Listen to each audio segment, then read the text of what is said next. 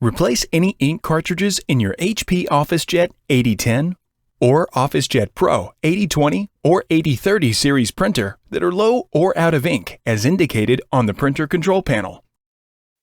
Open the front door and lift the cartridge access door. Wait until the carriage is idle and silent. On the cartridge to replace, push in on the tab to release it. Hold the cartridge by its sides and remove it from the printer. Set the cartridge aside for recycling. For more information about recycling your used HP cartridges, visit hp.com/recycle. Remove the replacement cartridge from its package. Pull the tab straight back to remove the plastic. Hold the cartridge by the sides and then twist the cap to remove it.